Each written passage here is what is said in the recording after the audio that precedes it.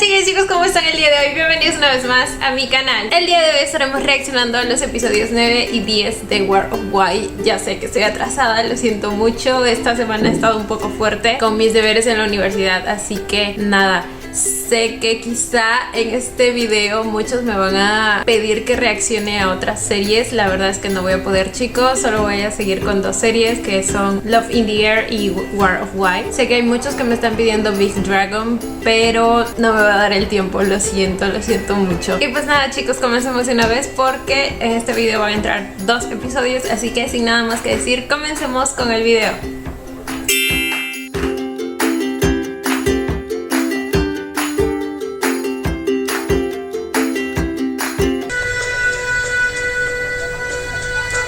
Ok,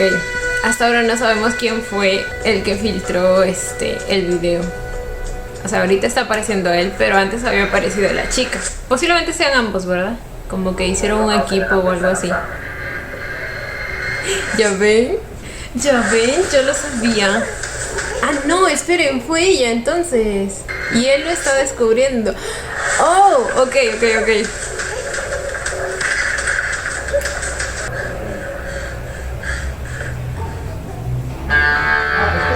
Me sorprendió, güey. Me sorprendió. No pensé que iba a ser solo ella. Pensé que sí o sí iba a estar involucrado el chico.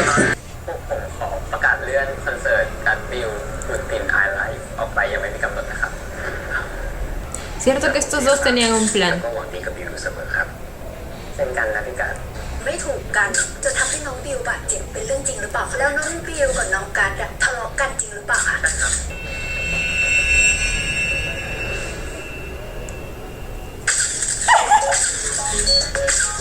¿What? ¿Están anunciando su noviazgo? ¿Están confirmando? Oh my god!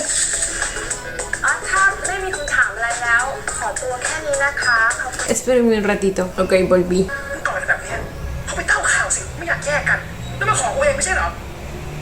Pues es la verdad.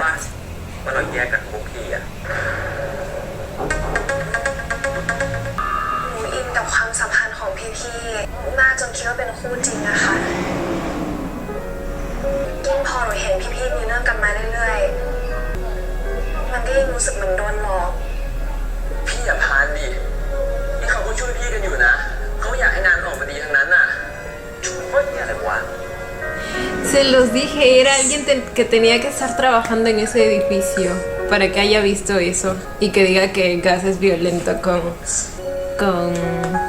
View. Dios mío, es lo malo de estar obsesionada con una ship.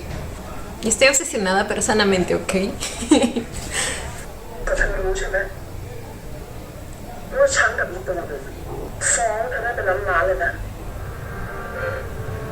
La verdad se lo merece, se merece algún castigo. No me pueden dejar esto así y poner la musiquita que acaban de poner como si fuera lo más triste del mundo que ella esté pasando por esta situación. O sea,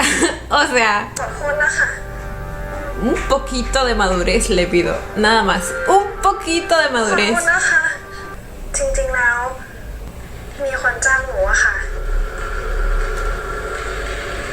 Esa es otra cosa. Ya decía, yo no creo que lo haya hecho solo por eso, o sea. Fue ella, ¿verdad? ¡Oh, qué sorpresa! Y sí, porque supuestamente ese video salió del Instagram de la manager. Ya me olvidé su nombre.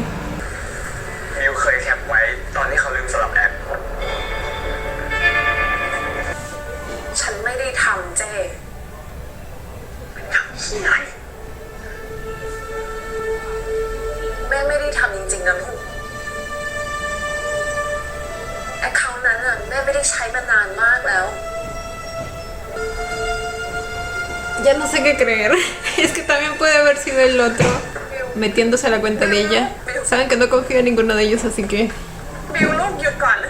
De hecho, me dijeron por ahí que había la posibilidad de que en la escena en la que aparecían ella y el otro chico hablando por celular, no era que estaban hablando entre ellos, sino que ella escuchó lo que él estaba diciendo. Y de hecho, cuando yo vi el avance pensé lo mismo, pero ya cuando vi la escena completa sentí otra cosa. Pero creo que también podría ser eso. Igual no quita que la mujer esta sea una basura. แม่ไม่ได้ทำจริงๆนะลูก Se hace la เว víctima. ลาพี่ให้บิวเลิกอะ Víctima. Víctima, คือ víctima, หมายความอย่าง víctima. นั้นจริงๆหรือเปล่า ของแบบนี้มันโดนแฮกได้ตลอดแม่สัญญาจริงๆนะว่าแม่ไม่ได้ท A este punto ya no confío en nadie. Mucho menos en ella. แล้วใครมันจะเป็นคนแท็กคนที่รู้ว่าแท็กกลุ่มนั้นคือของแม่อะก็มีแค่บิวป่ะหรือจะบอกว่าบิวเป็นคนแท็กแล้วบิวก็จ้างคิตตี้ส่งคลิปหลุดตัวเองเพื่อสร้างกระแสอย่างนี้เหรอ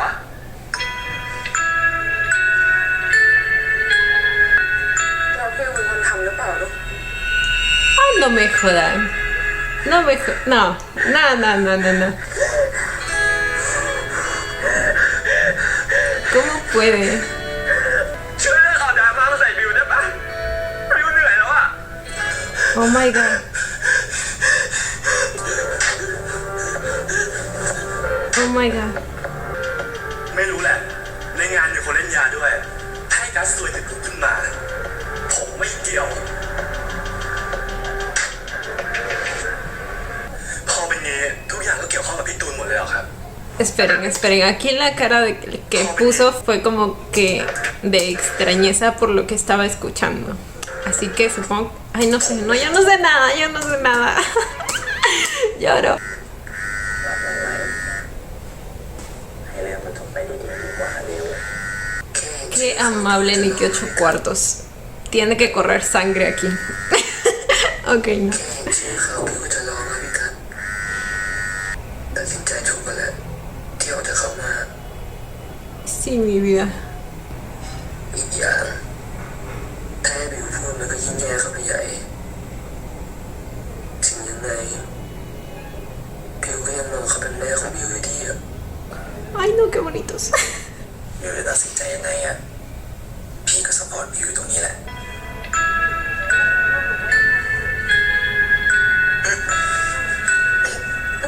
Cuidado, me lo aplastas, güey, está chiquito.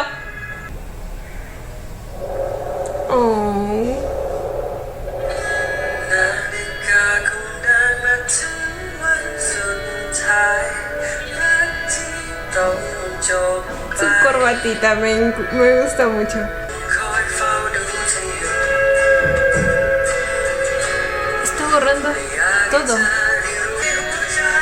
เชื่อจางไปเขาจะช่วยเพื่อหลักฐานตอนนี้เหมือนไม่หายใจ เข้าใจง่ายก็ดีละเจพูดเรื่องคิตตี้ส่วนฉันจะพูดเรื่องนี้ แล้วมึงไปเอามาจากไหน Si dices lo de Kitty, está prácticamente afirmando que fue ella, ¿verdad? No sé por qué me quedan dudas. No, sí sé por qué me quedan dudas. Porque esta serie juega con mi mente a un nivel Dios. O sea, ถึงบิวกับแม่ตูนจะเลิกเป็นศิลปินกับผู้จัดการกัน แต่ความเป็นแม่ลูกของพวกเรา ยังไงก็เลิกไม่ได้แน่นอนครับ ไม่มีทางครับ แม่ตูนไม่ได้เป็นสายรับสาวแน่นอนครับ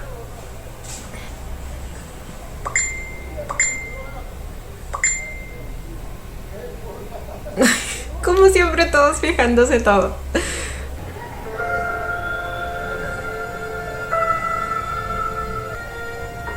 ผมบอกเลิกแฟนเลยครับ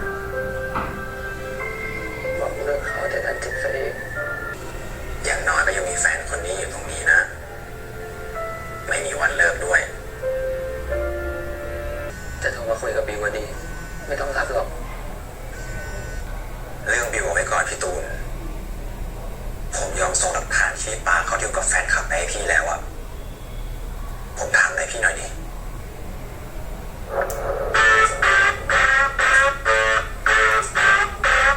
¿Y ahora qué? พรุ่งนี้ฉันรับคนทีวีไว้ให้เรานะ แล้วต่อไปเนี้ยเทาๆแล้วคู่วายลงหน่อยเดี๋ยวจะขายไม่ออก ¿Envío de guay? เล่นซีรีส์วายก็ทำผมเลิกกับแฟนในทีละตอนนี้ใจเล่นละครชัยก็ใจผมห่างกับพี่ผมไม่มีสิทธิ์ในความรักเลยเหรอพี่ คนที่มึงคนรักที่สุดในตอนนี้คือกูค่ะกูที่ทำทุกอย่างให้มึงหมดเลย What the fuck? ทุกวันนี้แค่จะถวายชีวิตให้มึงอยู่แล้ว What the fuck? แล้วที่โกงเงินผมเนี่ย Ah, cierto, lo del dinero. ไม่ใช่กับพี่ตูนมาแล้ว30 Ah, eso es lo que le dijo. พี่แอบไปเดียวกับลูกค้า ให้โอนเงินเข้าบัญชีของตัวเองแทนที่จะเป็นบัญชีของผมเหมือนเดิม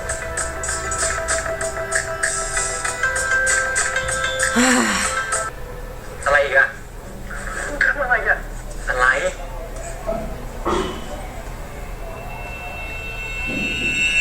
Iba a grabar su confesión. หลอกให้กูพูดเรื่องที่เหี้ยแล้วมึงก็อัดเสียงเอาไว้ เอาให้เป็นข้ออ้างจะออกจากกูใช่ไหม พี่ก็ยอมรับมัน ¿Quién querría mantenerse cerca de él? แต่กูจะบอกอะไรให้ ถ้าเกิดมึงเล่นละครในทีวีเนี่ย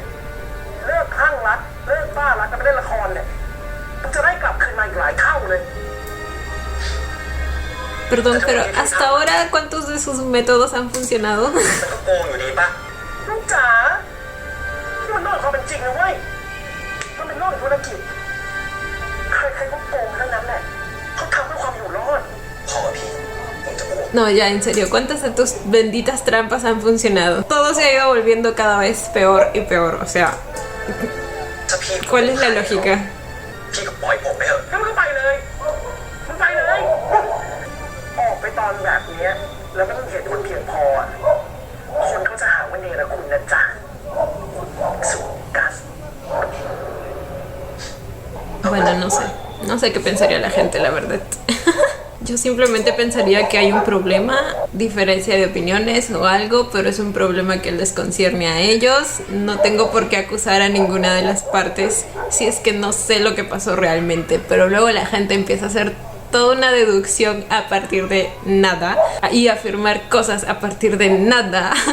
Y sinceramente no viene al caso hacer esas deducciones. Aunque supongo que hay de ambos bandos, ambas partes, pero de todas maneras ambos están afirmando cosas y no me gusta. Sí, siguen con lo del Wild Time, algo así era. Por eso Twitter me parece un lugar muy tóxico y nunca entro. Hay un clip. Hay un clip. ลูกจ๋านี่มันโลกความเป็นจริงนะเว้ย มันเป็นโลกแห่งธุรกิจ ใครๆก็โกงทั้งนั้นแหละเขาทำเพื่อความอยู่รอด Llegó a grabar eso. แล้วไม่มีเหตุผลเพียงพออะ พี่กันจะเล่นให้ต้นไม้มันสลัดน้ำตายเลยไงฮะเป็นไรพี่ปาเขาไม่ได้ตอบมาเลยอ่ะมันแปลกๆอ่ะ Tiene miedo de las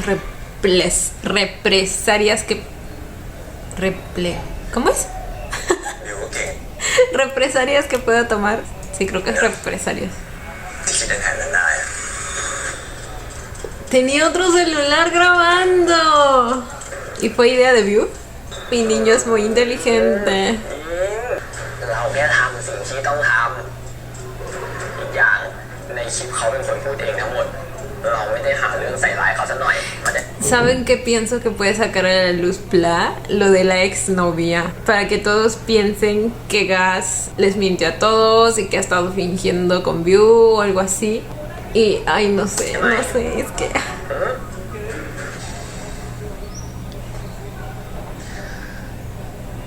Me alegra ver a View más feliz y más tranquilo. ที่บิวบอกว่าเหมือนไปบอกเลิกเขา แต่เราเจ็บซะเอง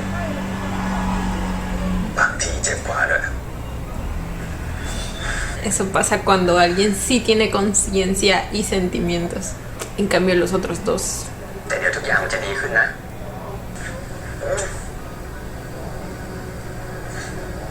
Oh, View es un amor. Solo se tienen el uno al otro, güey. Cuando View estaba triste, Gas estaba ahí. Y ahora que Gas está triste, View también está ahí para él. ได้นะกินไหม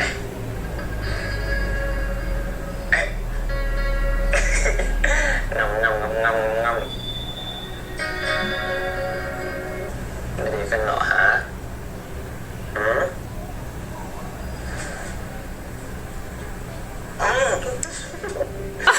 เจ็บน้อย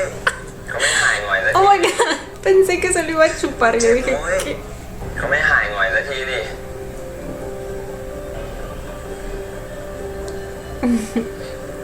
Ay, Ay, no, no quiero que nada arruine su felicidad, pero siento que falta más, falta más. แล้วได้เจอพี่กัดบ้างไหมคะช่วงนี้ คือช่วงนี้เราก็งานยุ่ง อ๋อ ๆไปเจอกันนะครับบ๊ายบาย Oh. La manera que camina. Mira, hasta su gras es falso. Igual de falso que ella. Falta que ambos se unan contra los dos. Toda la vida con estos dos. What the fuck? ¿Qué fue eso? ¿Qué? ¿Qué carajos? ¿Cómo pasaron de odiarse a amarse en un segundo? ¿Es porque ambos se sienten traicionados? แม่งมันโคตรร้ายเลย Ay, no es en serio. ว่าถ้ามันซ่อนอีกเครื่องหนึงเอาไว้อะ แฮชแท็กก็ขึ้นเทรนด์อันดับหนึ่งทั้งวัน มันจะรับ ¿Qué? ¿Eso les duele? ก็อยากได้งานคู่ไง พอคัมแบ็กจะได้ปัง Güey, la gente así piensa que todos son de su calaña, ¿verdad? แค่นี้แหละ Ojalá logren tener un gerente bueno. คนละค Aunque น esta นะ serie me está demostrando que todos son malísimos. คนละคนนะ มึงกับโยนี่ยังไง A ver si ahora sí nos dice la verdad. บอกว่าเดี๋ยวโอนเพิ่มให้ไงเสร็จแล้วก็ไม่ต้องโทรมาอีกนะ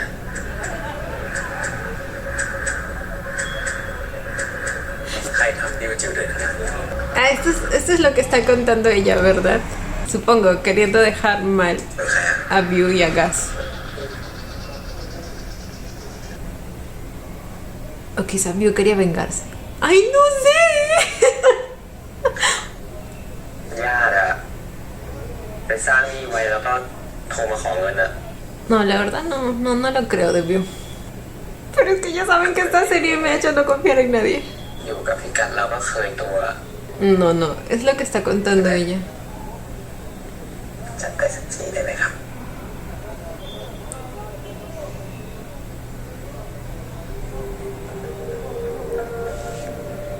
ฉันสาบานเจ๊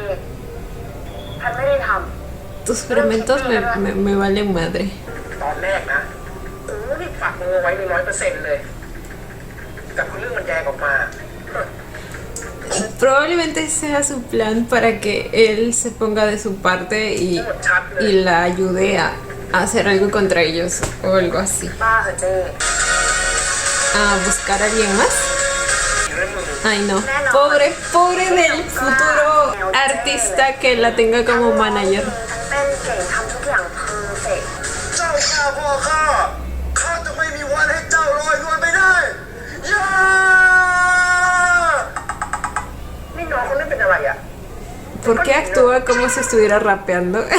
รมชาติมากเลยแข็งชาติ เราอะทะเลาะกันให้ตายยังไงตบกันให้ตายยังไงอะก็ต้องคู่กัน เราจะปั้นคู่จิ้นนี้ ให้ดังยิ่งกว่ากัสดิวเดียว โอเคดิว What the fuck? Si todo lo anterior prácticamente se inició por ellos. O sea, ¿cómo es que van a funcionar juntos con cualquier otra pareja? Sí, he visto que algunos actores ponen esa pregunta. Oh, el primero en dar like. ไว้ไปนะคุณกาซิเดตเดี๋ยวก็โพสต์แตก Casi หร dead. อกเที่ยอยู่แล้วยังก่อน พี่เขาบอกให้รออีกหน่อยแฟนคลับก็จะคิดถึงกัน เดี๋ยววีคหน้าที่เขาเรียกเขาไปคุยแล้ว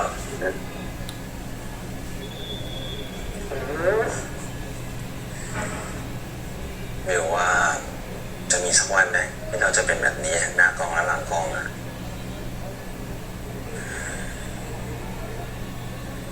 พี่ก็รู้ว่าไม่เคยมีคู่ไหนเขาเปิดตัวคบกันมาก่อนอะ Eso es cierto, hasta ahorita ninguna. Bueno, แล้วทำไมเราไม่เป็นคู่แรกอะ en Tailandia. No, sí hay una, creo. Hace poco mi prima me mandó un video, pero sí recuerdo el hecho de que hay una pareja real. Creo que le pidió แล้วทำไมเราไม่เป็นคู่ matrimonio. แรกอะไม่เสียงก็ไม่เปลี่ยนนะจะพูดจาเหมือนพี่ปานทำไมทุกวันแล้วนะเบลก็พูดไปตูนเถอะ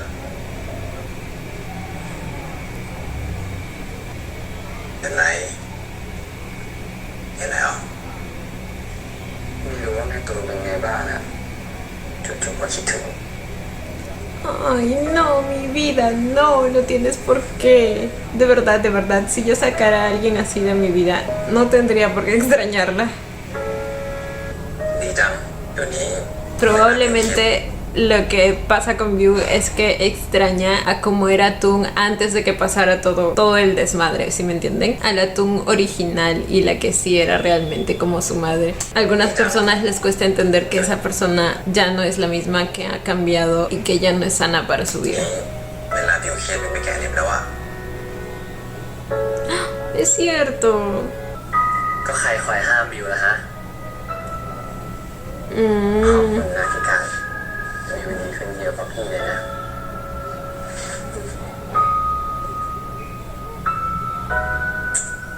Ay, cositas. No, son demasiado lindos. มาเอาไหม Esta va a ser la tercera pareja, me parece. ไปกับกูเลยนะกูยังไม่เสร็จเลย Y volvimos a como iniciamos. ¿Se acuerdan que View tampoco sabía actuar muy bien? ต้องส่งเรียนพัฒนาบุคลิกภาพด้วยวันนี้ No, se pasó de verga. War Idol. ดาวดวงใหม่ Y los van a mandar a ellos. Tienen que practicar mucho. ตากระโดดของเด็กใหม่เนาะ No te sientas mal por eso, View. Es como sentirte mal porque tu ex tóxico tiene otra nueva novia. O sea, siéntete mal por la chica, no porque te duela a ti que él tenga a alguien más. วันนี้เหรอพี่ Chica o chico, solo que lo digo en mi caso. ได้เวลาเจอผู้จัดการใหม่ละ Van a tener un nuevo manager. Eran dos, supuestamente. Oh my god, ya están haciendo deducciones de que será eliminado en la primera ronda. ¿Qué les cuesta decir? Pig no es muy bueno actuando actualmente, pero si se esfuerza lo va a hacer. Susuna, algo así. ¿Qué les cuesta? ยังไม่ทันเข้าวงการก็โดนด่า De todas maneras, la mejor ที่สัญญา manera de abofetearlos en la cara es demostrándoles que él puede ช่วย hacerlo. เดี๋ยวให้ ¿Qué? ¿Me está tomando de la mano? Ya no entiendo si a estos dos esto les conviene o no, porque antes tenían problemas con que sean novios y que solo querían que finjan, pero a la vez lo que estaban fingiendo era real. Entonces, no, es que yo no entiendo. Nunca los entenderé. Seguro más arriba están Gas y บิวคัมแบ็ค Gas View. คืออะไรพี่ Come back. Oh. ¿Cómo les arde el éxito de ก็ไม่ otros? สบายใจเท่ากับบิวอะนะได้กลับมาแบบนี้มันเหมือนฝันเลยอะครับหวานเชีย ที่ผ่านมานี่แยกคู่กันเป็นเพราะผู้จัดการจริงๆใช่ไหมคะ น้องจ๋าเดี๋ยวคำถามเนี้ยพี่ขอตอบเองดีกว่าไหมจ๊ะ Ay, no sé. No, me da malas vibras. No sé por qué. Lo siento, no suelo juzgar a la gente antes de conocerla, pero... สวัสดีค่ะ No, y aparte otra vez me pusieron música de tensión, de suspenso, ¿saben? Entonces, no sé. จะมีปัญหาอะไรเกิดขึ้น Entonces es un solo manager para ambos. พี่เป็นผู้จัดการคนเดียวกันแล้วแต่พี่ก็ขอสัญญานะคะว่าพี่จะดูแลกันกับบิวอะไม่ให้มีปัญหาอะไรเกิดขึ้นอีกแล้วค่ะ Eso espero. ผู้จัดการคนใหม่ของ เป็นตัวช่วยเองเยอะด้วยนะครับพี่เป็นกำลังใจให้พวกเราด้วยนะ Oh. Ok. แล้วนี่ใกล้จะเป็นค่ะ Es que miren la música que me ponen. Me da algo. ยิ่งกว่าไปอยู่กับพี่คุงพี่แคน No, ¿qué podría haber peor que Picón? ใช่ครับพวกเราทั้งสองคนนะครับก็อยากจะเป็นกระบอกเสียงให้กับแฟนคลับของการ์ตูนทุกคนเลยนะครับช่วยกันซัพพอร์ตทุกคู่เลยนะครับใช่ครับเพราะยังไงทุกคนก็เป็นเหมือนเพื่อนเป็นพี่เป็นน้องกันทั้งนั้นนะครับไม่อยากให้ตีกันนะวงการวายของเราจะได้มีแต่เรื่องดีๆนะครับเนาะจิ๋วน่ารักจังเลยขอบคุณครับ เจ้ไปเขียนอะไรไว้อีก ก็มึงเห็นมันทำหน้า realmente no piensa, ¿verdad? ¿Cómo cree que él va a quedar al escribir algo así? แล้วเรื่องที่บอกว่าจะแถลงข่าวในวันพรุ่งนี้ครับอันนี้คือไม่ทราบว่าอะไรยังไงล่ะครับแถลงอะไรกันล่ะครับ อ้าวที่เคเคมิเนตเมนส่งเมลมาไงคะเชิญไปแถลงข่าวสำคัญที่ออฟฟิศนะคะ ใช่ครับเรื่องที่บอกว่าที่ขอเรียนเชิญร่วมงานแถลงข่าวกัสบิลในกรณีเบื้องลึกเบื้องหลังการลาออกจากลูกปลาการ์ตูนนะครับ ค่ะ ยังไงล่ะครับ ยังไงคะตอบเลยค่ะ Él lo hizo. Les dije que no confío en él. No, ¿ahora qué? ¿Por qué todos son una porquería? ¿Dónde está? ¿Dónde está la manager de Riao? La necesitamos aquí, por favor. เก่งจริง Creo que es la única manager buena realmente que he visto en un BL. แค่เปลี่ยนจุดเป็น underscore Ah, espera, ¿qué? ¿Fue falsificado? แค่เปลี่ยนจุดเป็น underscore Ok. No sé. Chicos, ya no puedo más. Yo ya no sé en quién confiar y en quién no. Mi mente está trabajando a 1000 por hora. underscore ถามจริงๆ ตอนที่เธอออกจากพวกเขาเนี่ย เธอทำเรื่องอะไรกันไปทำไมถึงจิตเธอไม่ปล่อยเลย Porque les arde su éxito. ¿Por qué están hablando con ellos de nuevo? No อ entiendo. ยู่กับพี่ก้อง เป็นไงล่ะ เขาดูแลดีไหมคุ้มนะที่ทำร้ายแม่ทำร้ายตัวเอง ¿Por qué cree que todo el mundo gira alrededor de ellos? O sea, ¿quién le dijo que es para hacerles daño? พี่จ้างคิตตี้ทำแพ็กใส่น้ำสาวพี่วางแผนให้ผมไปหลอกให้บิวรับแล้วก็โกงเงินผมเฮ้ยผมไปทำอะไรพวกพี่ตอนไหน ตายห่าแล้วกันแกไม่รู้เรื่องอะไรเลยจริงๆเหรอ เรื่องอะไร ไหนพูดมาดิ พี่ไม่รู้สึกผิดกันบ้างเหรอ No, es que no tienen ni un pelo de vergüenza en la cara. มิวไม่มีสิทธิ์โกรธไม่มีสิทธิ์เสียใจ ไม่มีสิทธิ์เอาคืนเลยเหรอ พวกเราแค่อยากออกมาจากความเครียดอะพวกเราแค่อยากมีความสุขอะมิวกับพี่กัดไม่มีสิทธิ์มีความสุขเลยเหรอ มิวจะเล่นแบบนี้ใช่ปะ Dios mío, ¿qué les han hecho? No entiendo. เพราะว่าบิวเป็นคนสั่งให้พี่กัดแต่เพราะว่าบิวเป็นคนสั่งให้พี่กัดแต่อัดเสียงพี่ป๋าเพื่อจะได้ออกจากพี่ป๋าพอใจยังมันแค่เรื่องนั้นจริงๆเหมือนจะต้องบิว อะไรกันนักหนาวะพี่ จะบี้กันให้ตายไปเลยหรือไง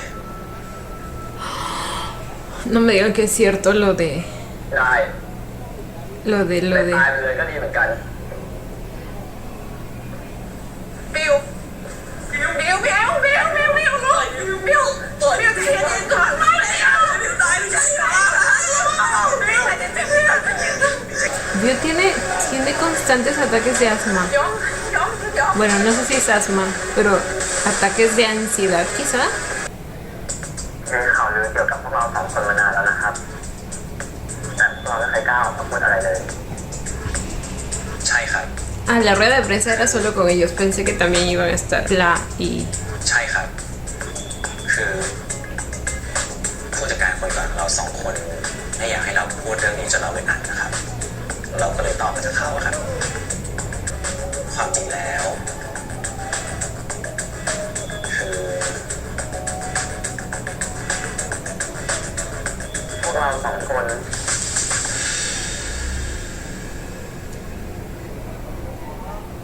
เป็นแฟนกันครับ Lo dijo. Él lo dijo. Lo dijo. Ok, prácticamente han dicho que que el problema que tuvieron con los managers es por ese asunto. No sacaron a la luz nada de las otras cosas sucias que también hicieron. Lo cual, no sé, por una parte siento que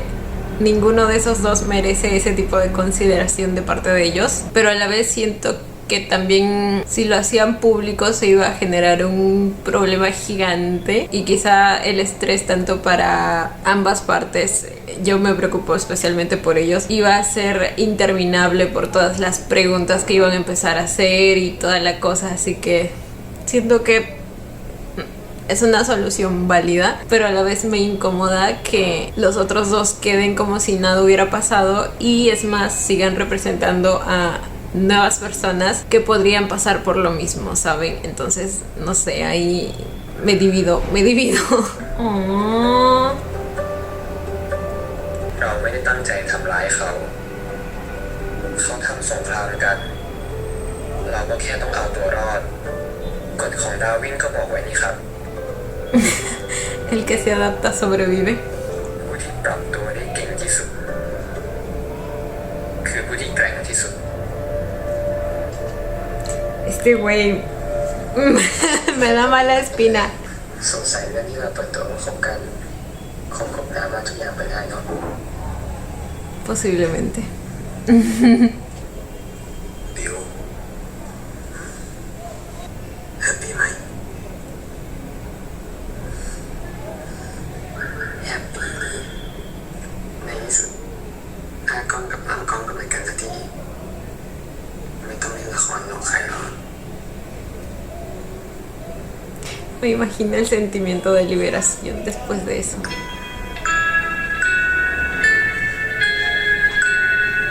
Lo malo es que si algún día terminan o algo así, ay, también van a empezar a acosarlos nuevamente, preguntarles sobre el tema. Y esa es la parte que veo peligrosa de que una relación sea pública, pero si saben manejarlo y si saben responder adecuadamente, como haciéndoles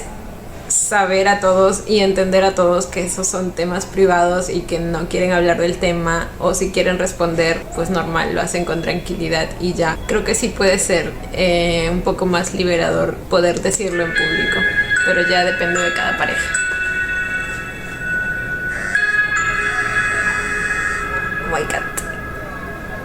¿Quién está llamando? ขอโทษที่มารบกวนดึกๆแต่มันไม่ไหวแล้วอ่ะไม่อยากยุ่งด้วยละแต่คุณปาคุณตูนเขาจี้พูดความจริงให้หมดว่าใครอยู่เบื้องหลังเรื่องนี้ไม่งั้นเขาจะฟ้อง Estaba hablando con View. แล้วได้บอกหรือเปล่า Ay, güey, no, esperen. แล้วได้บอกหรือเปล่า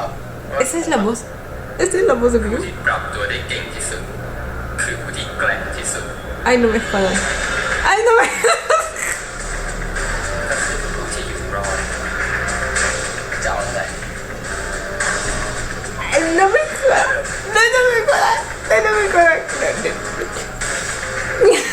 No, ya no confío en nadie. Me rindo. Hasta aquí llegué yo. Güey, no. ห้ามไม่ใครรู้เด็ดขาดนะโดยเฉพาะพี่กัน No me jodan. Probablemente quería vengarse en ese momento, ¿verdad? Y no sé si aún... ya no sé nada.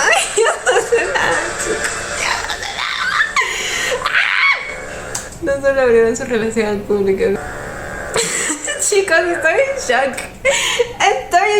Yo ya no sé qué está pasando aquí. Menos mal, vamos a ver hoy el episodio 10 también. Voy a cortar este video porque se hace muy largo. Y bueno, chicos, ya estamos con el episodio 10. Tuve que cortar el video porque luego cuando pesa mucho lo subo al programa de edición y se demora la vida.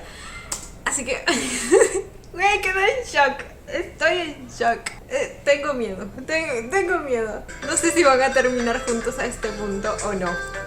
Por un lado, podría tomar el camino de que View en ese momento lo hizo para vengarse porque aún estaba dolido por lo que pasó. Pero a la vez no me lo esperaba de View. Pero a la vez cierto derecho tiene. Pero a la vez me duele. Ya no sé, chicos. Chicos, tengo miedo. ที่ก่อนไว้พี่กัน ไม่มีอะไร ¿Qué había ahí? Por fin sabremos. El mejor actor de la serie BL, el favorito de los fans. Él es fan de Pi Atichon. Me sigue pareciendo raro el nombre. Oh my god. เป็นจริงทุกเรื่องแล้วนะพี่กันแต่ฝันบิวมันยังไม่เป็นจริงบิวไปยัง ¿Cuál es su sueño? ไ Oh my. Oh. ไปบ้านใหม่กัน ¡Ah! No puedo con tanto. View oculta cosas. ¿Cuál es su sueño? ¿Y por qué tiene que ver con Atichon? Ya no confío en nadie, voy a llorar. คือตอนแรกมันเป็นบรรยากาศจริงๆอะป้าแบบยังทำตัวไม่ค่อยถูกอะไรเงี้ยแต่พี่การเขาก็ชวนคุยตอนนั้นก็เลยรีแลกซ์ขึ้นมาได้ เราก็ประทับใจตรงนั้นนิดนึงเนี่ยน่ารักมาก ก็นิวอะครับก็เป็นเด็กน่ารักครับแล้วก็ฉลาด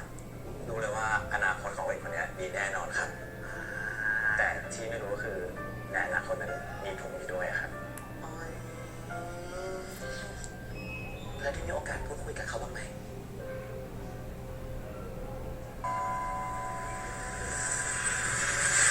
พี่ก้องจะให้หนูเชื่อได้ยังไงคะว่ามันเป็นเรื่องบังเอิญ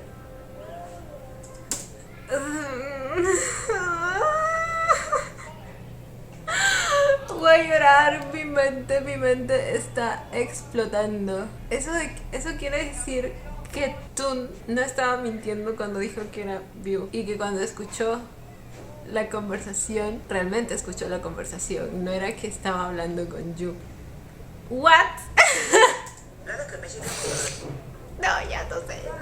nada. เรื่องข่าวเช้าอะไรนั่นน่ะ เดี๋ยวรอพี่กลับมาจากทัวร์พี่จะให้กัดกับบิวออกรายการเมาส์มัน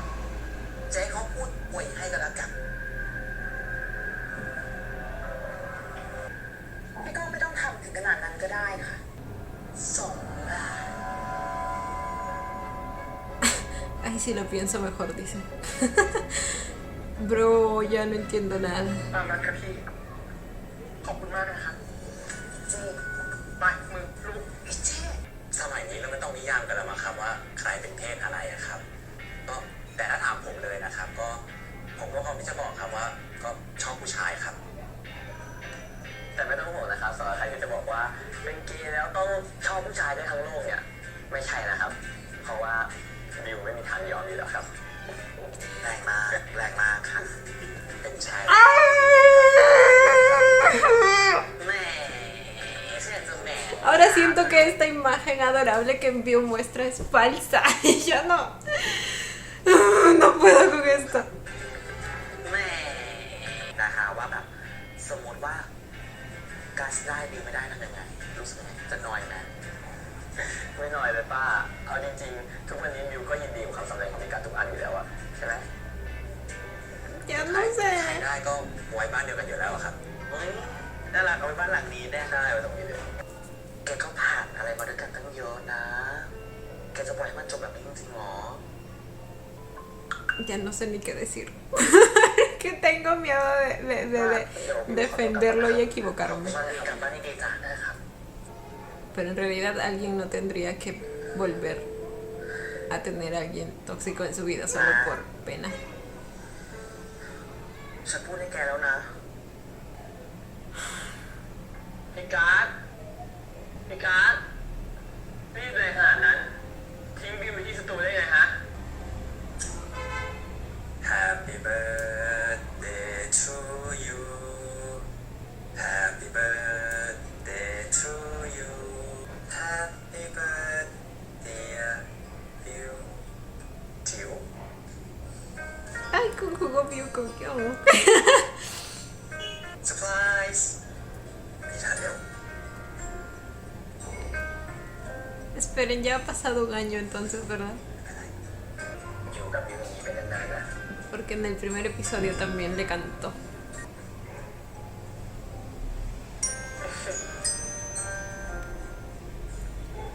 พี่จะกินไปไหนได้ล่ะอยู่ดูแลกันไปแบบนี้แล้วนะเป็นจิ๋วเตรียมการเซอร์ไพรส์ขนาดนี้แค่ฉลองวันเกิดเหรอนึกว่าจะเซอร์ไพรส์ขอแต่งงานซะแล้วเนี่ยก็ไม่ได้แค่ฉลองวันเกิดเลยรู้ตัวปะเนี่ยว่าได้เข้าชิงตำแหน่งใหญ่ของไวกาแล็กซี่อ่ะจริงปะเนี่ยจริงดินี่ Ese es... Cuando pienso en el sueño que mencionó, se me vienen dos cosas a la mente. O bien es justamente llegar al punto en el que estaba Atachin, o sea, recibir el premio mayor, llegar a ser como él, o que tiene un cierto crush hacia él. Hay esas dos opciones. Bro, no puedo con tantas preguntas en mi mente. De verdad. Oh my god. Lo subí a la mesita. รู้เปล่าวันเกิดบิวปีเนี้ยมีความสุขมากเลยนะที่ได้เข้าชิงอะเหรอบ้าเหรอที่ได้อยู่กับพี่ต่างหาก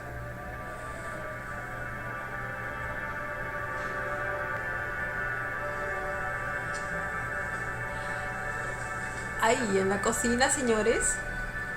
Señores. Señores. Y el pastelito para terminar en el piso. Chicos, necesito respuestas, por favor. อยากทำแล้วทำไงข้าพเจ้า Será un contrato นายบัณฑิต de mentiritas. เกิดบุญ จะให้รีบตัดทำไมล่ะเจ้รีบตัดก็ไม่สนุกเลย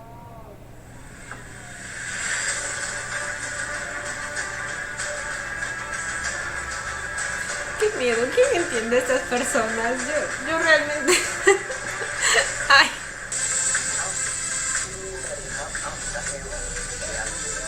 โอ้โหไม่เจอนาน วันนั้นบิวขอบคุณพี่มากนะครับ เห็นไหมแล้วก็ดังกันใหญ่เลยเนี่ย Ahí están los nuevos también. ลำดับ 2 เป็นน้องบิวนะ พอพี่ประกาศชื่อปุ๊บปั๊บบิวขึ้นมากล่าวเลย ฮัลโหล ฮัลโหล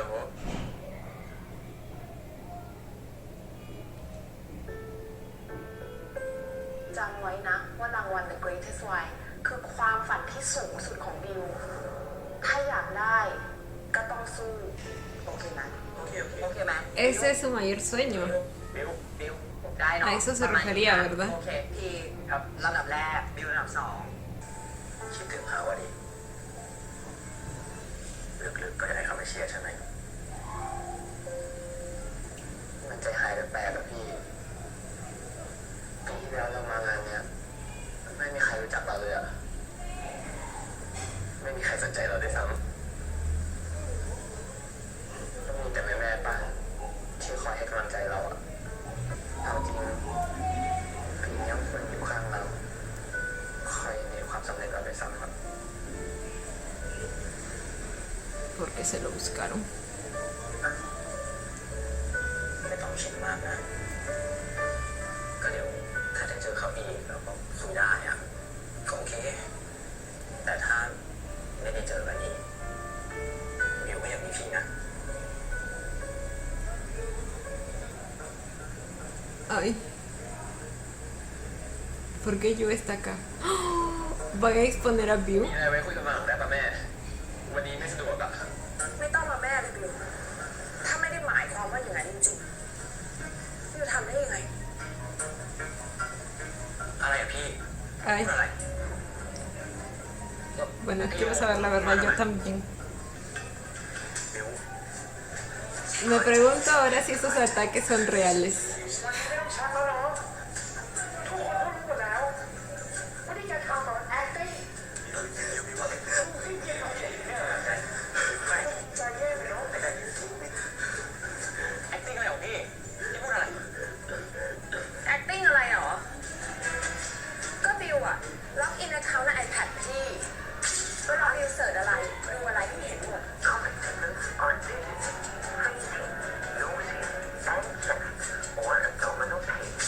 พี่ถามหน่อย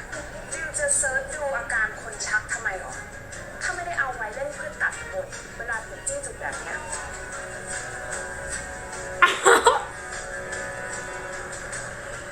Oh my god. บิวมีเรื่องอะไรเหรอถึงต้องแกล้งชักอะ Oh my god. Oh my god. สรุปบิวอยู่เบื้องหลังทุกอย่างอย่างที่เขาพูดกันเลยใช่ปะ Define todo. โกหกแก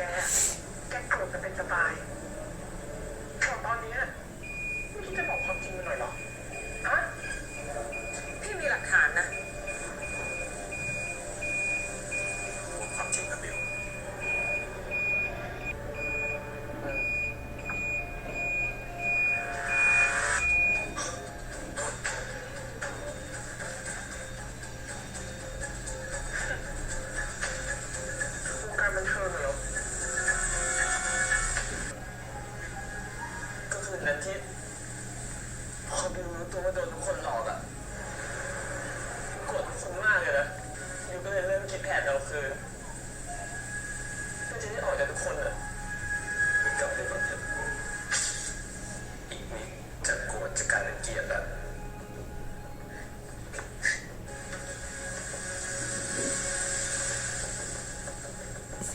Si ven cómo estoy. No estoy procesando.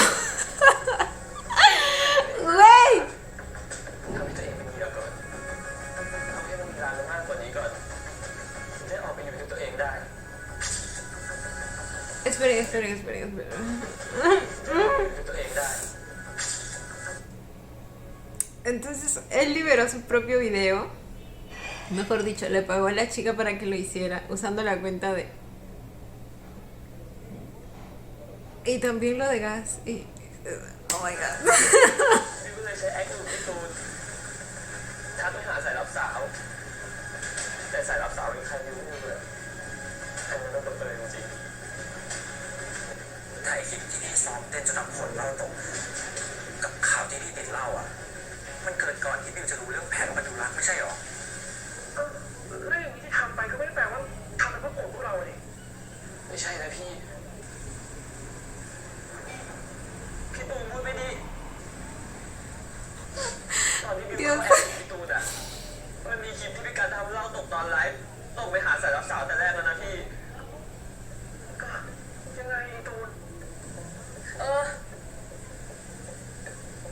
พี่เอง ฉันเองเจ้ สัตว์ ก็ฉันจะเอาคืนเจ้อะที่เจ้แฉว่าฉันมีส่วนรู้เห็นเกี่ยวกับแผนของเจ้ไง Ay, Dios mío. Este es un nido de víboras. ชื่ออะไรวะเนี่ยพี่ แล้วไงปล่อยคลิปตัวเอง มั่นใจได้ไงว่าจะไม่กลับ ไม่เสียงก็ไม่เปรี้ยงเลยพี่ Lo que tanto decían ellos. ไม่เสียงก็ไม่เปรี้ยงเลยพี่บิวเชื่อว่ายังไงคนก็ต้องสงสารบิวแน่ แต่ตอนนั้นกระแสของผมทางลบแน่นสูสีกันมากบิวก็เลยต้องหาทางแก้บิวเชื่อว่าถ้าพี่พีเห็นว่าบิวกำลังเศร้า แล้วแค่เขาเข้ามาให้กำลังใจบิวแฟนคลับเขาต้องเข้าคันอยู่แน่เดี๋ยวพี่แท็กไป Oh my god. Vivo lo tenía todo fríamente calculado. กำลังใจบิวแฟนคลับเขาต้องเข้าคันอยู่แน่ มันก็เป็นอย่างนั้นจริงๆ เก่งนะ Es muy bueno, muy inteligente. ตั้งใจทำให้แฟนคลับเห็นใจ แล้วก็ทำให้พี่ป่าพี่ตูนเขาตีกันหนักขึ้นเลยพี่ สุดท้ายถ้าเรื่องมันโยงไปถึงพี่ตูนได้อ่ะบิวจะมีข้ออ้างออกจากเขาไง แล้วที่บิวเล่น No podías nada más irte, Vivo. พี่ต่อยพี่ก็ acting ด้วยปะโทษนะ นี่ใครมีป๊อปคอร์นไหมวะ แม่งมัน Yo está todo divertido acá. El chisme está bueno. นี่ใครมีป๊อปคอร์นไหมวะ Oh my god. มีคนในโยมันเกี่ยวเหี้ยอะไรกับพี่รู้จัก Bueno, él le ha tenido siempre envidia a... เชิญคุณบิวแล้วต่อครับ ผมเข้าใจพี่นะ กว่าจะมาถึงตรงนี้ได้มันก็ต้องสู้ต้องผ่านอะไรมาเยอะป่ะเราต้องมาโดนด่าของคนอื่นมันก็หมดกำลังใจเป็นธรรมดา ยิ่งไอ้คนที่แม่งไม่ได้พยายามเลยเท่าเรา แต่เสือกเรื่องอะไรมาง่ายๆอะแม่งก็ยิ่งคิดยิ่งแค้นอะคิดดูนะกูคิดงานหัวแทบแตกประสานงานคุมคนให้ตายทั้งเดือนได้30,000แต่แค่บางคนถ่ายรูปกับเซรั่มลงโซเชียลเนี่ยได้เท่ากันรถกูต้องผ่อนค่าน้ำค่าไฟกูต้องจ่ายในลูกกูต้องเรียนอีก Tiene un hijo. ผมอยากช่วยพี่จริงๆนะแต่พี่ช่วยอะไรผมก่อนได้ไหม ทำแบบนี้ทำไม การบิวขอโทษพี่บิวคิดน้อยเกินไปอ่ะบิวไม่คิดว่าถ้าทำแบบเนี้ยพี่ปาเขาจะสงสัยพี่ตูนแล้วก็ตีกันหนักขึ้นอ่ะ สรุปเรื่องนี้พี่ตูนไม่เกี่ยวด้วยใช่ปะ กันจำได้ไหมที่คืนนั้นพี่โทร กับการอะพี่คิดว่าการเป็นคนปล่อยคลิปของบิวพี่เลยเข้าไปหากันที่บ้าน แต่เห็นการออกมาเพื่อที่จะไปหาโยลูกลี้ลุกลนพี่เลยตามไป แล้วก็เจอกูพอดีเอาออกจากบ้านได้ไง Entonces sí มัน escuchó. อยู่ในแผนไม่ใช่หรอนะก็ข่าวที่กัดเมาแล้วพี่ลากออกมาจากงานอ่ะมันไม่พีข่าวตำรวจลากออกมาหรอกไม่รู้แหละในงานมีคนเล่นยาด้วยให้กัดซวยติดคุกขึ้นมาผมไม่เกี่ยวชิมียาด้วยเหรอพี่โอ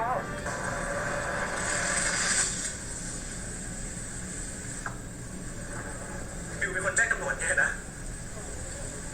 พี่การบิวขอโทษใครมันจะไปรู้ว่าในบ้านนั้นมีคนเล่นยา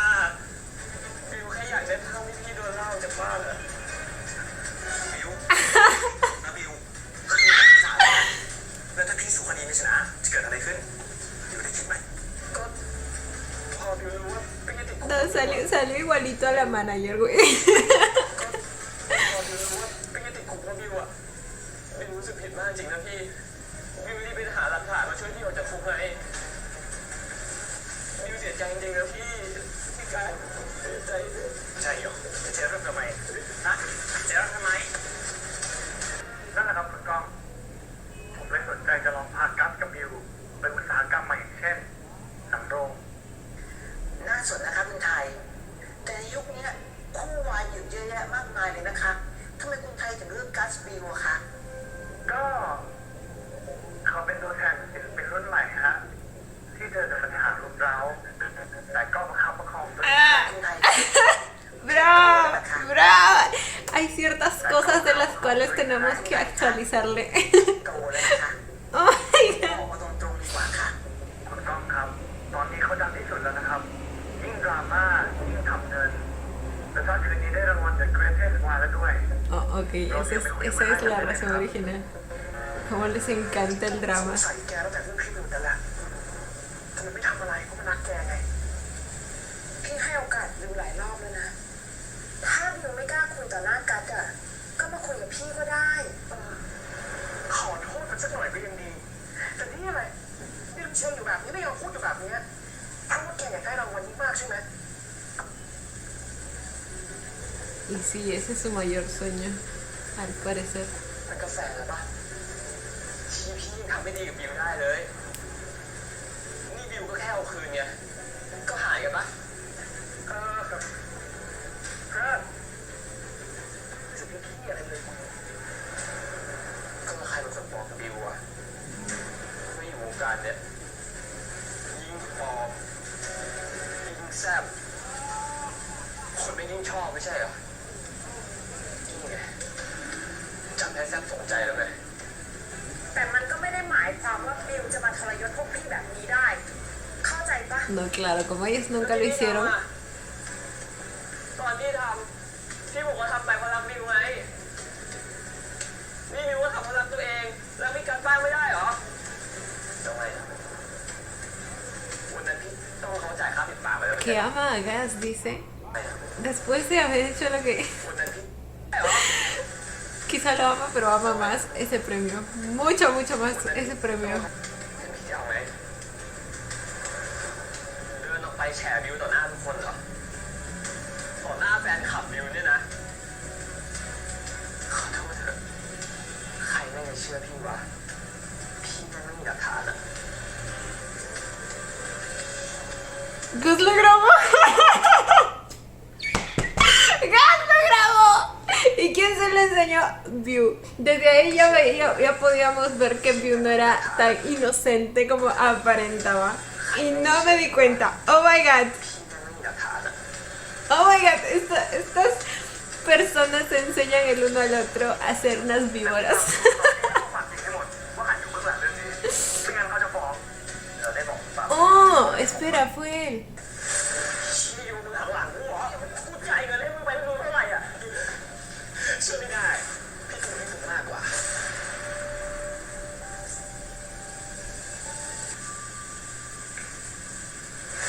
เฮ้ย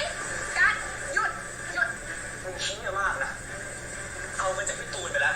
มึงไปตอแหลมันจะอยู่หน้าด้านอีกแล้วมึงตายจากตรงไหนวะมึงก็ตอแหลสร้างภาพแรกเหมือนกันเนี่ย อ้สัตว์เรื่องงานตอนไหนก็อีกเรื่องนึงนะมันทำคอนเสิร์ตก็งี่เง่าเรื่องละให้กูโดนบอลด่าอยู่ทุกวันโชคมึงรู้ไหมทำไมชีวิตเป็นแบบนี้ก็เพราะมึงคิดแบบนี้ไงมึงโตได้แล้วแค่พี่อะไรเป็นเด็กก็ได้แต่หลานไม่มีสิทธิ์ใช่กูไม่เถียงมึงลำบากแต่ไม่รวยอันนี้กูเห็นใจแต่มันไม่ใช่ข้ออ้างให้มึงไปทำร้ายคนอื่นแบบนี้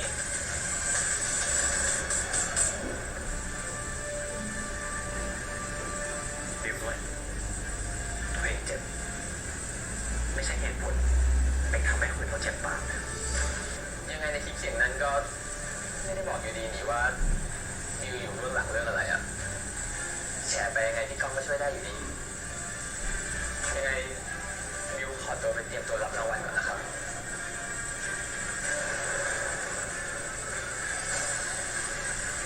Mira mi boca. Así que ve. คลิปเสียงมันอาจจะไม่ชัดนะพี่แต่เนี่ยชัดพอปะ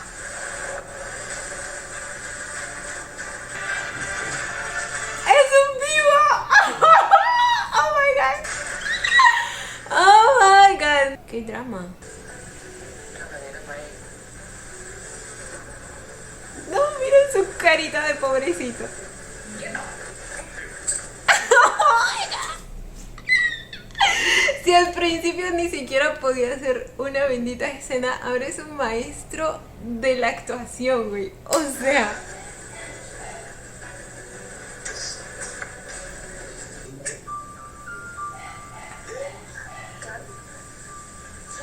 Ay, güey.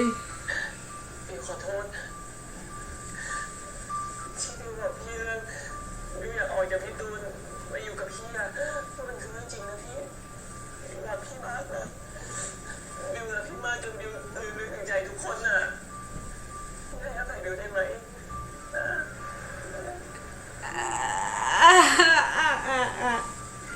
Este muchachito también está muy mal de la cabeza. ขอโทษบิวไม่คิดว่าเรื่องมันจะใหญ่ขนาดเนี้ยบิวผิดไปแล้วบิวไม่ได้ตั้งใจนะบิวขอโทษนะ Él también nos resultó medio sociópata. Bro. แม่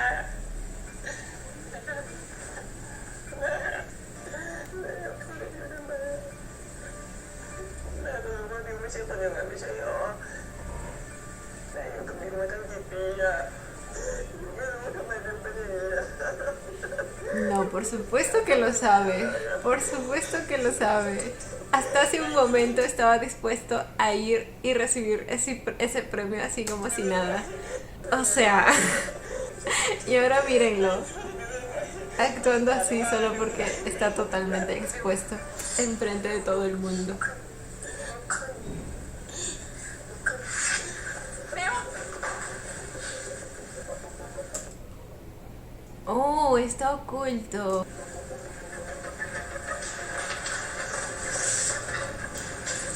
ถ้าบิวรู้สึกผิดจริงๆ ไม่ได้รู้สึกผิดเพราะโดนจับได้แบบเนี้ยก็ออกไปจากงานนี้ซะแล้วพี่ถึงจะลบคลิป แต่ถ้าบิวทำเป็นไม่รู้ไม่ชี้ ขึ้นไปรับรางวัลเหมือนไม่มีอะไรเกิดขึ้นเลยอะพี่จะเปลี่ยนเป็นพับลิกทุกคนจะเห็นบิวเลือกเอา อันนี้คือความฝันบิวเลยนะแม่ แม่รู้ แม่ Justamente te hace elegir por eso. ขอไปรับรางวัลก่อนได้ไหมบิวเอาโมเมนต์นี้ไปทั้งชีวิตเลยนะขอแค่บิวขึ้นไปรับรางวัลก่อนแล้วแม่จะให้บิวรับผิดชอบอะไรบิวยอมทุกอย่างแล้วอ่ะบิวยอมจริงๆแม่ใจร้ายกับบิวตัดราคนบิวอย่างนี้จริงเหรอ Oh my god. Estoy en shock. บิวต่างหากที่ตัดอนาคตตัวเอง Estoy totalmente en shock. คืนที่เราตอบโมเดลกันอะคือความจ ริงๆนะพี่บิวอยากออกจากพี่ตูนมาอยู่กับพี่อะบิวอยากอยู่กับพี่จริงๆนะเราจะได้รักกันแบบเนี้ยทั้งหน้ากล้องทั้งหลังกล้องเลยบิวผิดที่ทำพี่ติดคุกอะไอ้พี่ที่ไม่บอกแบบพี่ทั้งหมดอะแต่พี่รักบิวใช่ปะ No, güey, no.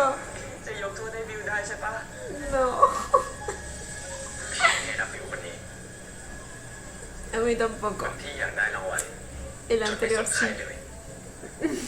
ไม่สนอะไรเลยแม้แต่ศักดิ์ศรีของตัวเองนาฬิกาคงเดินมาถึงวันสุดท้าย ถ้าบิวอยากเป็นที่หนึ่ง ต้องจบ เราไม่มีใครยินดีกับบิวเลย ก็ตามใจบิวนะ มีบางอย่างที่ยังติดค้างในจิตใจ Ay, Dios mío, น้อง Dios. บิวบรรณวิทย์เกิดอุบล Ay, Dios mío, Dios. Impactada que ve.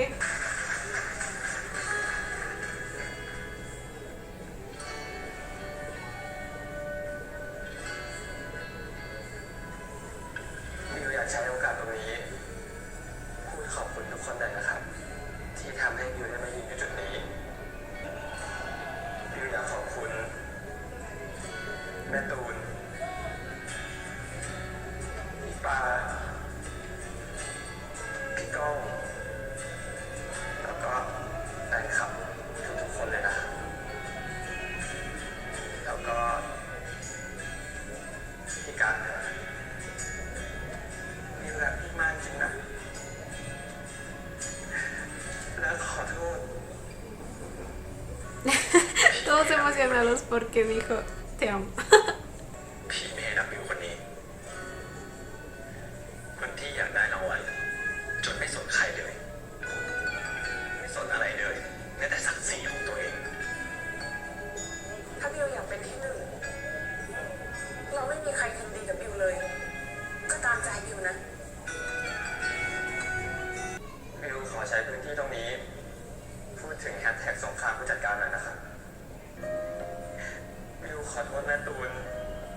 ที่ทำให้สังคมเข้าใจผิดมาตลอด ปล่อยให้คนคิดว่าบิวเป็นเหยื่อแล้วแม่ตูนกับพี่ปาเป็นคนร้ายในเรื่องนี้มาโดยตลอด แต่วันนี้บิวเข้าใจแล้วว่า ไม่ว่าวงการมันจะเป็นยังไง จะดีจะร้าย การมีคนข้างๆสำคัญมาก และบิวไม่สามารถปล่อยให้แม่ตูน พี่ปา พี่กันรู้สึกแย่กับเรื่องนี้ได้อีก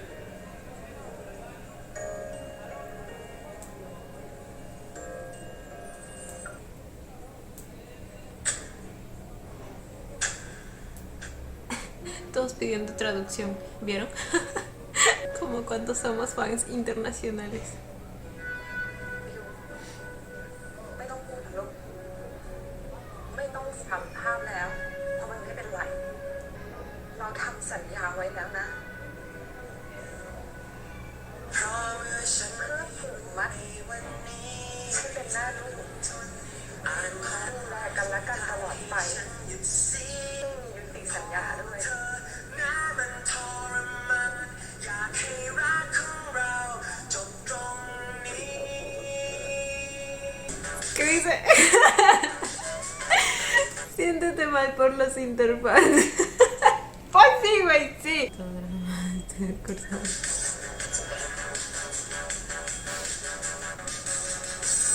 ตูนอยากจะขอบคุณทางไทยกาแล็กซี่มากๆเลยนะคะ ที่ให้ตูนมาในวันนี้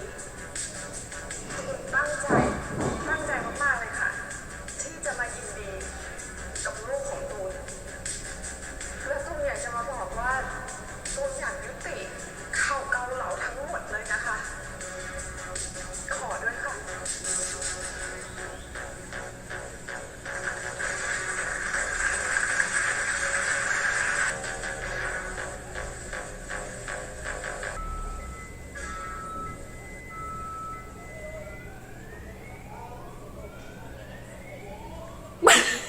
No sé ni qué decir, chicos. วัน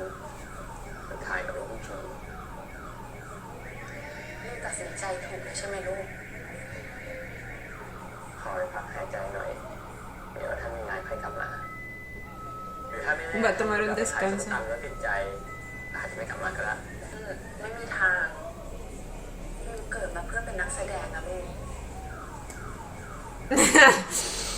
Y sí, la verdad, sí. จริงๆหรอว่าแม่จะกล้าแฉบิวอะถ้าบิวจะสารภาพทำไม ก็พอคิดอย่างนั้นน่ะแล้วก็รู้สึกผิดแล้วเอาจริงต่อให้เรื่องในวงการมันจะปลอมยังไง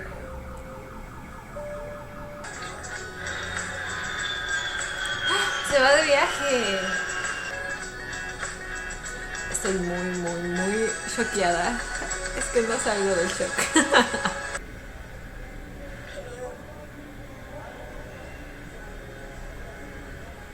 O sea que ella nunca supo para quién trabajaba.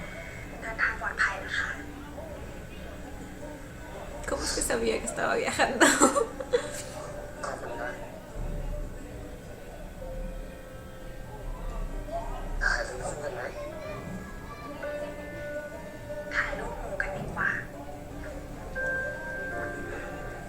Oh, sus fans. ขอโทษนะ ที่รวบรวมมาได้แค่นี้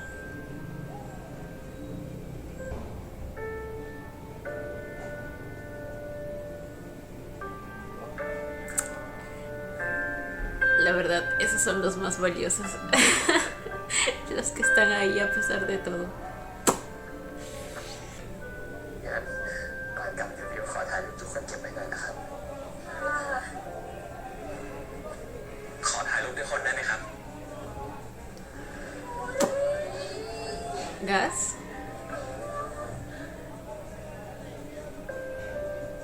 ถ่ายรูปดิรออะไรอ่ะมาครับ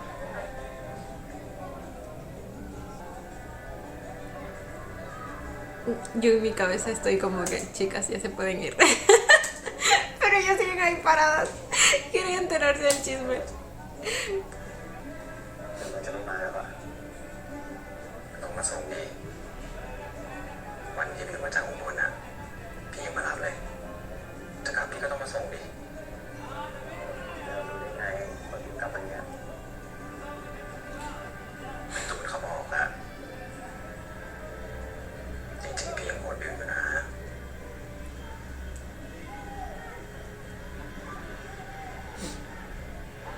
แต่รักบิวมากกว่า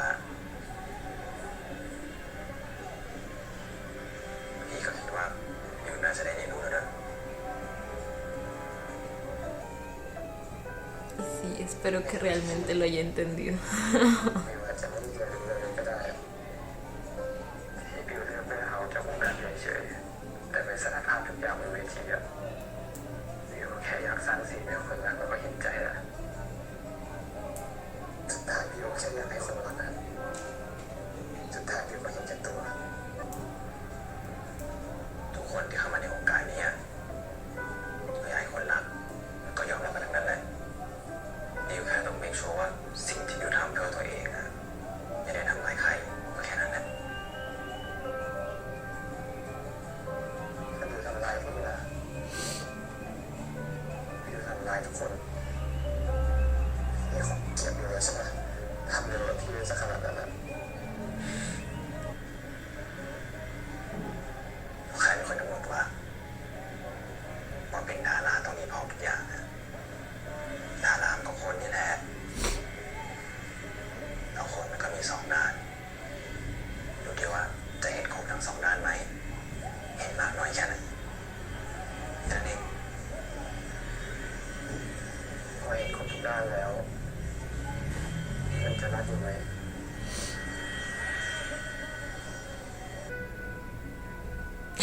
Yo me imagino a todas las fans muriendo ahí atrás.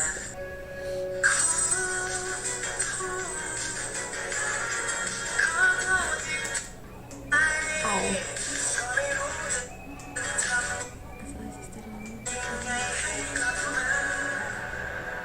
Pequeño view. สิ้นสุดการรอคอยกับ Este es el último episodio de esta historia, ¿verdad? Y bueno, chicos, estos fueron los episodios 9 y 10 de War of Why. ¿Qué les digo? Impactada quedé. O sea, no me esperaba para nada esto. Se los juro, se los juro. Pues, ¿qué les digo? El View es un maestro de la actuación. Ha nacido para ser actor. Pero bueno, saben que de alguna manera me gusta que esto sea inesperado, que me den estos giros de trama impactantes, choqueantes, ¿saben? A ver, pues resulta que View al final fue quien estaba detrás de todo esto. Como les dije, una parte de mí pues siente que él tenía derecho de alguna manera a hacer algo equiparable a lo que le habían hecho a él. Sinceramente no soy partidaria de la venganza. Siento que al final la vida se va a encargar de eso, pero no es algo que disfrute de ver el que personajes o personas que quiero mucho terminen arruinándose a sí mismos sus personalidades por hacer pagar a otras personas, ¿saben? Entonces como que sí hay un ligero sentimiento de que de alguna manera todos ellos se merecían lo que les pasó, pero a la vez View terminó convirtiéndose en alguien que él no era originalmente. Y bueno, es que también el punto principal aquí, o la motivación principal aquí, aparte de la venganza, fue el deseo de View de llegar a conseguir ese premio. Ese era su mayor sueño. Como que se cegó con esa idea, con esa meta, y no le importó dañar todo lo que encontró a su paso. Entonces no cabe duda que ahí todos se equivocaron en algún momento de la historia. Incluso Pla y Tung fueron los que prácticamente le enseñaron esa idea a View, principalmente Pla, eso de que para sobrevivir en la industria tienes que ser lo más falso que puedas y todo eso. Así que nada, o sea, cría cuervos y te sacarán los ojos. O sea, todo ahí fue un revuelo de toxicidad, de cosas que cada uno absorbía del otro. O sea, lo que hicieron los managers aún me sigue pareciendo un asco. Espero que no hagan más tonterías con estos dos chicos. Prácticamente el final de esta parejita fue abierto porque no quedaron completamente juntos. View se va de viaje. Me emociona ver mucho que aún habían personas que estaban incondicionalmente con él, y como les dije, creo que esos son los más valiosos. Fueron a despedirlo y ahí también estaba Gas, y Gas también estaba ahí para darle su apoyo, y de alguna manera lo perdonó porque, como él dijo, sentía que ya había pagado por lo que hizo y había reflexionado acerca de ello, que creo que es lo más importante. Y pues nada, supongo que siguen juntos. Espero que superen esta etapa prontamente y puedan empezar de nuevo, porque bueno, en el caso de ellos creo que ambos cometieron muchos errores, así que depende completamente de ellos crear un nuevo futuro juntos. Y pues nada, chicos, cuéntenme ustedes qué les pareció esta segunda historia. A mí me gustó mucho. Ya saben que disfruto mucho del misterio de esta serie y que me haga explotar el cerebro. Yo como siempre los estaré leyendo. Y bueno, chicos, esto ha sido todo por el video de hoy. Espero que les haya gustado. No olviden darle una manita arriba y suscribirse si les gustó el video. Si les gustó mucho, ya tienen el botón de super gracias activado por si quieren colaborar con el canal. Obviamente solo si así lo desean. Ya los estaré viendo en un próximo video. Bye. Los quiero. No olviden seguirme en Instagram.